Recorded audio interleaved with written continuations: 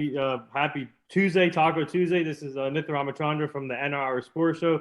This is episode 927. We are live on Spotify, iHeartRadio, Spreaker. Everyone, please tune in. I'm joined by a really special guest, returning guest. The last time I spoke to her was last year on this show. Her name is Amanda Pflugrad. Everybody knows her in the NBA. She works for the Boston Celtics.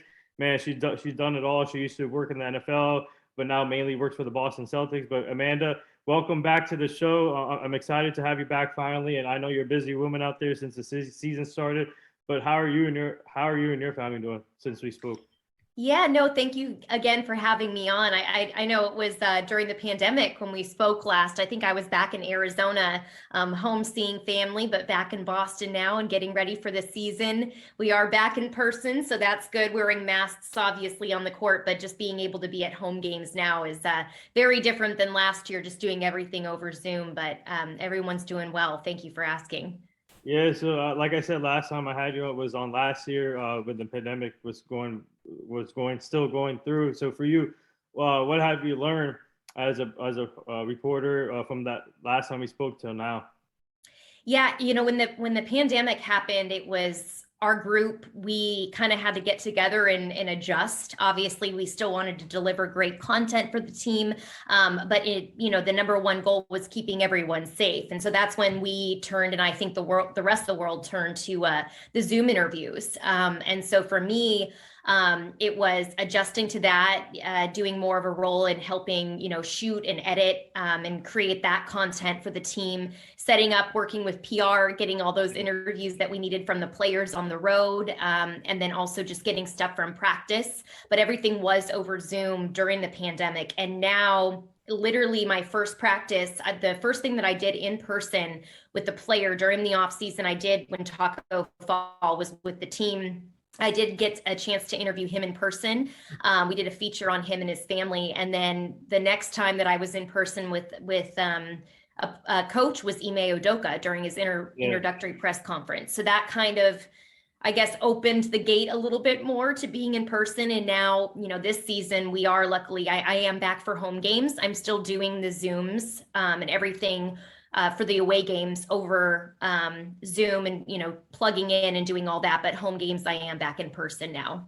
Yeah, so speaking of being back in person, obviously seeing fans back now, what's it been like for you and the other coworkers that you work with for Boston? And obviously last year you couldn't do anything. You had to work from home mainly. Obviously utilize Zoom a lot. But now just to be back, just to interview players, obviously still wear the mask, but just to see fans back and see the atmosphere in the TD Garden. How has that been for you? Oh, it's been amazing. And you mentioned that atmosphere. I mean, I think it's to being able to feed off that energy. That was something that you're just not going to get, when you're on a Zoom call, when you're on a computer, but being there in person, you get to talk to the players a little bit more and even kind of see them around. Or I ran into Brad Stevens last game, and it's nice to be able to see people in person and just get that personal connection to where they're more familiar with you versus just seeing you on screen. So the energy though has been amazing, and so many fans are back, which I love seeing, and it's hopefully they'll be able to get a win tomorrow. But it's been amazing, and getting a chance to see fans that are season ticket members that are always at the games and getting a chance to catch up with them has been phenomenal. Yeah, so speaking of obviously you've been with the team a while now and seeing the growth of it, and so heading into from last year to now, what do you like the growth of about this team from last year when they played in the bubble and experienced different things and not knowing what's going to happen from last year, but what do you like about the growth of this team from last year to now?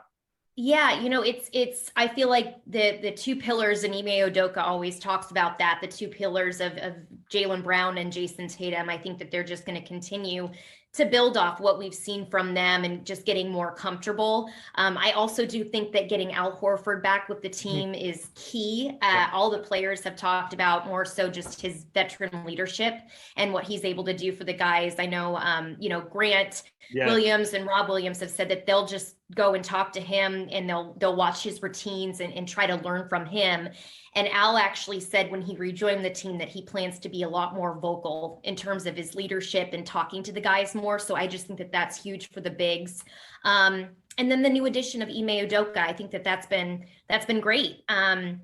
And he said too, for him, it's he's not going to sugarcoat things. You know, he's a former player. He's going to get the job done. I mean, even just that suspension with Marcus Smart, right? And he said it was a rule that he implemented right when he got there. And if a player doesn't follow it, it's going to be kind of tough love a little bit. But I think that that's kind of helped the guys along. And it is exciting to kind of see what they're going to be able to do this season for sure.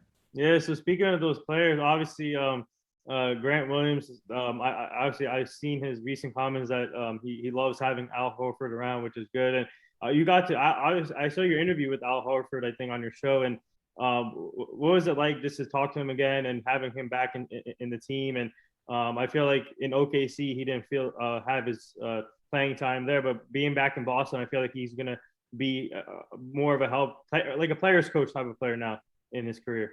Oh yeah, for sure. And it's crazy to think, you know, people are calling him Grandpa Al, which I'm just like, no, we're not going to say that, even though he is the oldest Celtics player. But it is, I've always loved Al. He's great for the media, just a kind person. His sister Anna is awesome as well. And I know that they really do, you know, he said during media day that he's so excited to be back in Boston, that Boston has always kind of felt like home for him. He did say that he felt that there was, you know, some unfinished business, which he's really locking in to try to, you know, get this team ready and for Banner 18. But I just think having him back too has been not only great just for the morale of the team, but a guy that's has experience in the league and just knows kind of how to be a leader, how to guide, but also just be able to point out things to the younger guys. I think that that's so beneficial. And, you know, I know with Grant Williams too, he had said that, yeah, Al's been kind of that shoulder for him, someone that he really looks up to. And so I think that relationship has been really good and he's kind of helping him develop even more. Yeah. So I want to get to the offseason. Obviously you're close with the team. And to be honest, the one thing I love the Celtics, I love how they play, but the one concern is like, they're always too like they hold on to the draft picks. But what did you like about this year's Celtics offseason? And obviously they got Dennis Schroeder, a couple of draft picks this year, and obviously new coach. But what did you like about the offseason this year?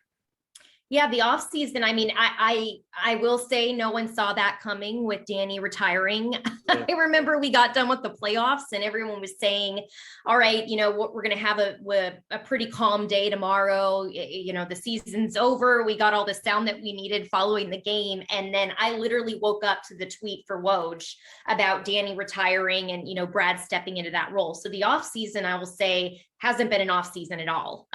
It was very crazy seeing that, but I do know that, you know, getting Ime in and being a former player, I think that that's been huge in terms of being able to relate to the guys. And he's talked about that too. But yeah, Dennis Schroeder and Josh Richardson, we're seeing them even just these past few games. I think it's just more kind of warming up to their new team, getting adjusted to the offense, but we are seeing them being able to contribute more, which has been great. And then even Jabari Parker too. Yeah. You know, he had a great game last night and started out really hot. So I think that just getting these guys, these new guys, but also just having them adjust and also just kind of get comfortable with the offense, I think they're just going to continue to elevate. Yeah, so I want to ask you about the coaching staff and front office change. Obviously, Danny Ainge retired, which is surprising, but you got Brad Stevens coming into the front office. And when did you realize that he was going to make that move? Because I've been obviously we saw that after the bubble, he said he was tired of coaching. That's when he decided to make that move. And were you surprised that he made the move quickly just to stay in the organization to be the front office guy and give the coaching job to Ime Udoka? Yeah, you know, I was shocked. I did not see that coming. And honestly, like I've been very close with the team and I didn't hear anything until that news broke. And so that day when it happened, I saw the Woj tweet. Then I checked my email and it said, you know, we are going to be having the press conference.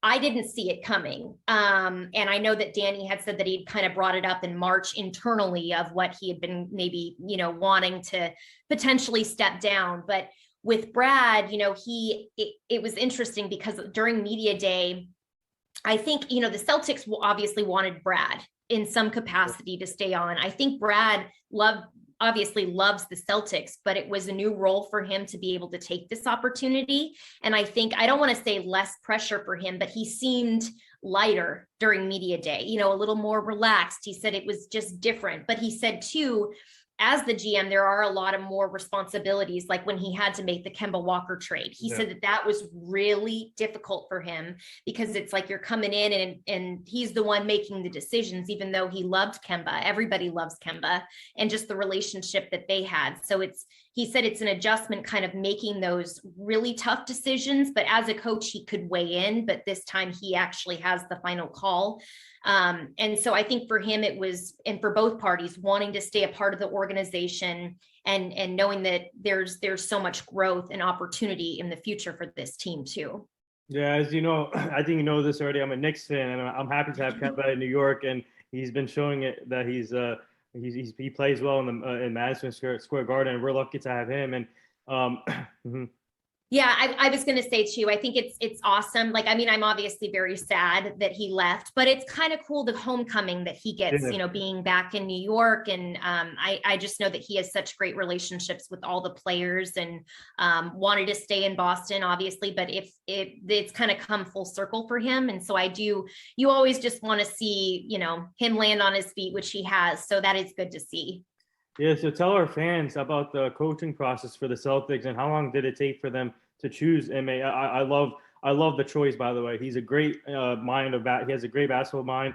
Obviously, assistant coach with Brooklyn. He comes from that Greg Popovich mentality, so that he brings that winning mentality to the Celtics. And what obviously, who were the other choices? But when it came to when they chose the coach. What did it come down to, I should say, and when did they make that choice? Yeah, when they had their introductory press conference, I mean, I want to say it was about a month. I'm not time to me just doesn't really, I can't put a finger on time anymore. It all like blends together when you're working from home sometimes, but I think it was like a good month before, and then they had the introductory press conference. But Wick and Pags were kind of saying the whole time that they just felt like the conversation could go on for hours. And they knew immediately like this was such a great fit. And Ime just kind of had that it factor as a coach. And, this is obviously her first head coaching job, but he had told me too, which you're obviously seeing now with the players, but he said the biggest thing that he took away from Pop and being under Pop was just building those relationships and how important those are in the league when you move around and just keeping those contacts. And so, I think immediately right away, Wick and Pags felt that connection and that relationship building. And now you're seeing him take what he's learned from Pop and instill that in the players too. And I think that those relationships have already built, and he's kind of transitioned seamlessly, it seems like, but he's already had worked with, Jaylen Brown, Jason Tatum, and Marcus Smart too. So I think that kind of helped expedite the process coming in. But I think it was just more that instant connection with them and knowing like, okay, this is our guy. Yeah. So before we go further with the Celtics, I just want to ask you, I'm just curious, what do you like about the new wave of coaches, first year coaches? Obviously last year you got Steve Nash from Brooklyn. Now this year you got Ime Udoka, Chauncey Billups, Mosley from the Magic. I can go down the list. So what do you like about teams hiring that have no coaching experience but played in the league before?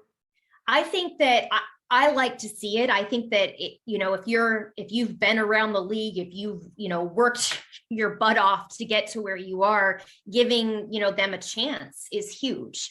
And obviously with Ime, he had been at other places and have that experience, and it's like, well, you got to eventually take that next step. And that's for him where he said that's where he wanted to be, and he got that opportunity. I think too.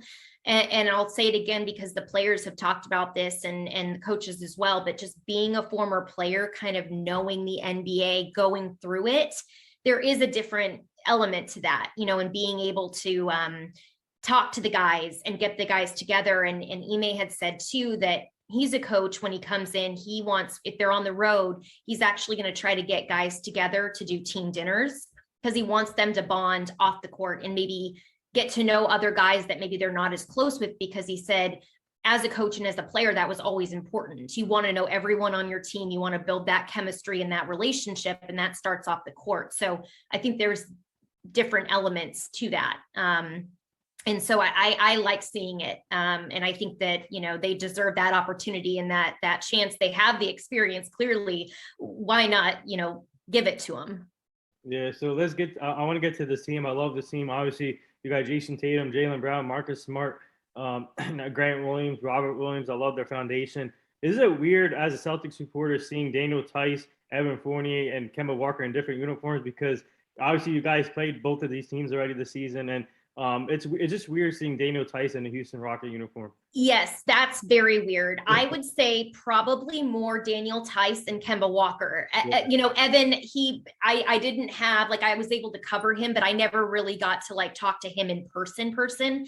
Daniel, we had him on the team and I was able to go, media day in person coverage, pregame interviews, Kemba as well. And so seeing that was really weird. Yeah, I would say definitely Daniel Tice was strange too. Yeah, so if you look at the Celtics team in general, obviously the East is tough this year. You got the Bulls, who's 4-0, which is, I love it. Yeah, crazy. What is it? The first time in 1978, I think. Yeah. The Bulls team is going to be scary. I love how they play. They got more depth now. Obviously, you got the big three, and then Alex Caruso coming off the bench. That's a big pickup for them. And you got Brooklyn. Obviously, you got Philly. You got Bucks.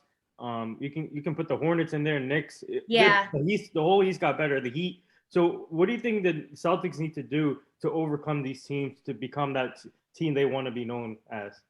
Yeah, they've talked about a lot of it has been just their defense, improving on defense, more communication. When I actually talked to Al Horford, he said that it's an effort thing too, of not letting up, always just playing like you're behind and not letting those teams get ahead. But then he said defense and being able to have, better communication, all five guys on a string, and just really being connected. I think that's going to be huge for them this season. And then I think it's just, the younger guys. And one thing I will say for the Celtics, at least, that they have a lot more depth this season, yeah. A lot more guys that are coming off the bench that are threats, that I think has just made them even more valuable. So I think that that's going to play a factor. And if they can keep that, I think that's going to be key for this team too, where, they just have guys that can come in and are ready to go and contribute right off the bench.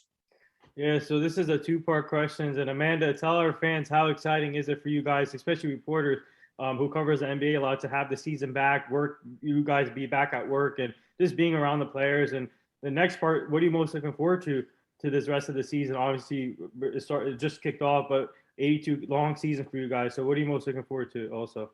Yeah, no, it's been awesome to be back in person. It's just kind of, they say the Celtics, and I'm sure with all the NBA teams, when you've been covering them for so long, it kind of feels like your second family. Before the pandemic, I was traveling with them. I would do like a Thanksgiving dinner and the team would be there, or you're spending Christmas on the road. And so for me, it's been great to be back, to see everybody, not just some of the players and the coaches, but just the Celtics staff in general has been wonderful. So I'm very excited for that. I think for this team, I am looking forward to their West Coast swing that's coming up in December with the Lakers and the Clippers. I just think that that's one that we've always, as a organization, have looked at, of like, okay, Lakers are coming up, they're going to play at home first, but then the Celtics are out on the road. So that one's always an awesome one that I look forward to. But I think it's another thing that I'm just looking forward to in general is once these guys kind of find their stride, right, in that rhythm, and the new guys kind of adapting and learning each other's tendencies. I think that just what this team's going to be able to accomplish when they are all connected is very exciting. Yeah, I'm just curious. Are you guys allowed to travel with the team now or no? So we have very limited travel. So right now I'm actually not traveling. We have one videographer and then our social person will go on the road. And her name's Eileen. She captures everything. And she was actually in the bubble as well, and was there for everything with the team. And so it's been more social and then video content if we can send a videographer on the road. But there are, I think that's the other thing too, is we don't know necessarily the access that we would have if I did go on the road. And if I could, post game, once the players get done talking, if I could even go on the court to shoot stand-ups. So I think right now we're just trying to figure that out and adjust to that. But yeah, for the road, I'm going to be at home over Zoom. Oh, wow. For right now. I want to see Amanda on live TV pretty soon. I feel like you deserve to be in person and traveling with the team. But thank you. Yeah. So before we get to the last thing now, before I let you go, I want to ask about women in sports. And I have a team of 8 people. 4 of them are female, so I'm giving every opportunity to females to start their sports career on my show. I love that. Yeah. I love that. And obviously now my team is starting a new thing where we recognize different women in sports, and obviously we recognize you in one of those posts. And so what do you like about the growth of women in sports like you? And by the way, Lisa Byington, congrats to her for getting the Bucks job. That's amazing. I know, that was awesome. That was really cool. That was really, really cool. Yeah. So what's it like seeing yourself, Sarah Kusoff, Lisa? I can go down the list, and whoever worked for the NBA teams. And what do you like about the growth of it?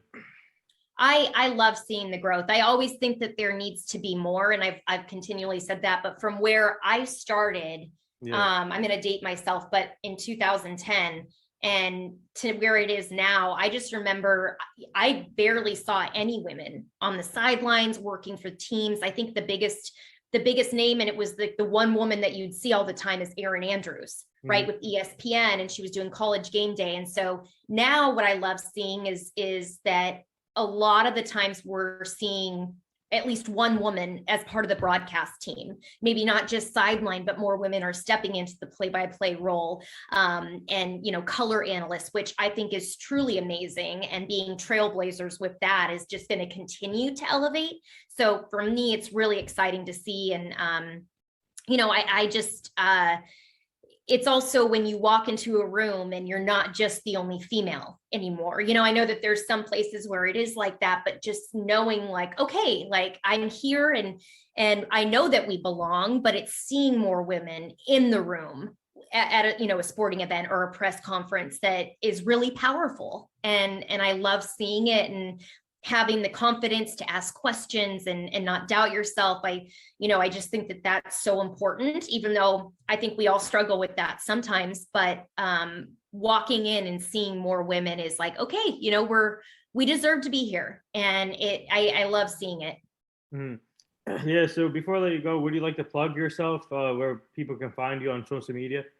Yeah, so my Twitter is just my name @_ Amanda. Well, no, it's @Amanda_Pflugrad. Sorry, with the weird last name that's German and no one can pronounce, but you did, so thank you. But that's my handle for both Instagram and Twitter. I consider you a friend now, so I should know your last name. No, it's okay. Honestly, I'm still like my closest friends. Some of them don't know how to say it. It's just spelled really weird. So. Yeah, but there it is. That wraps up episode 927 with returning guest, my friend Amanda Pflugrad. Go follow her on all social media formats. She works for the Boston Celtics. She's amazing. She works hard every day, and I hope to see her on live TV pretty soon, either on ESPN or wherever the Celtics play on. But keep up the great work, Amanda. Good luck the rest of the way. And this Celtics team is looking good, and hopefully they can build off that win from yesterday for Coach, and keep up the great work. And thank you again for coming back on the show. We would like to have you back for a third time down the line in the future so you can meet the full team. But thank you again, Amanda. Yeah, no, I'm so glad that this worked out. Again, thank you for having me. And yeah, hopefully there's more showers for Ime Udoka and game balls in the future for the wins. So. And I got to meet you in person one day too. I know, we'll make it happen. We will make it happen. Yeah, thank you. All right, thanks. Yep.